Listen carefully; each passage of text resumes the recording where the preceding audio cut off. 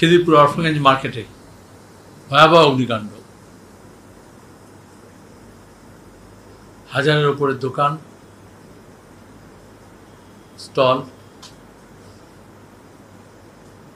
গুদাম আগুনে ভস্মীভূত হয়েছে। খুবই ঐতিহ্যমণ্ডিত বাজার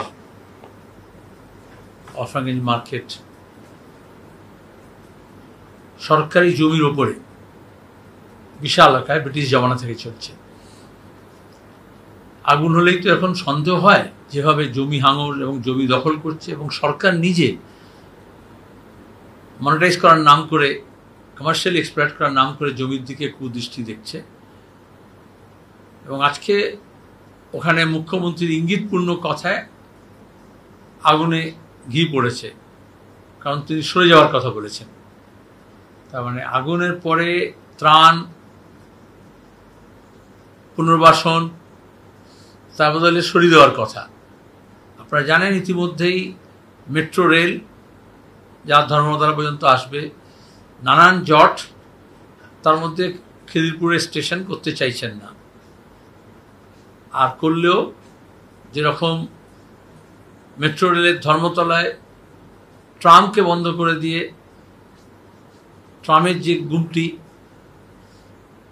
সুরেন্দ্রনাথ পার্কে, সেটাকে এখন নানান কায়দায় কমার্শিয়ালি এক্সপ্লয়েট করার কথা ভাবনা চিন্তা। আমরা প্রথম থেকে বলছিলাম এটাই ছিল ট্রাম বন্ধ করার একটা অসৎ উদ্দেশ্য।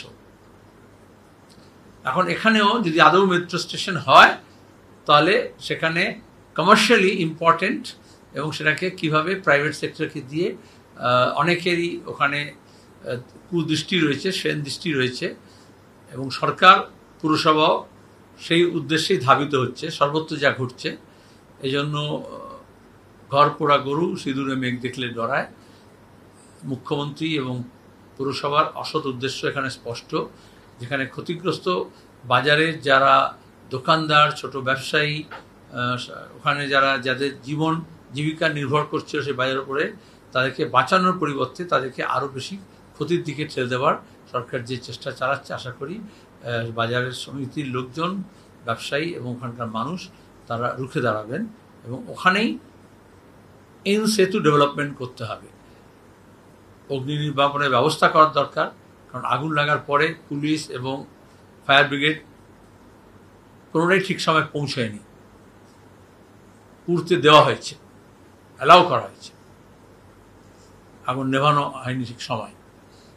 আর এখন ওটাকে পরিষ্কার করে যাতে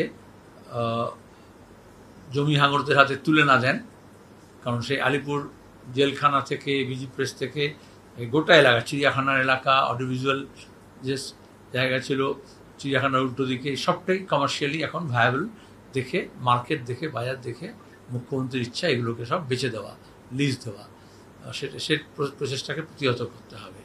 বাজার ওখানে দরকার। 3টে জেলার মানুষ ওখানে বাজারে ব্যবসা করেন, আসেন, কেনা বেচা হয়। এবং একসময় যখন টালিনালাই দখল হয়নি, যখন নৌকো করে আসতো, তো সবই গোটা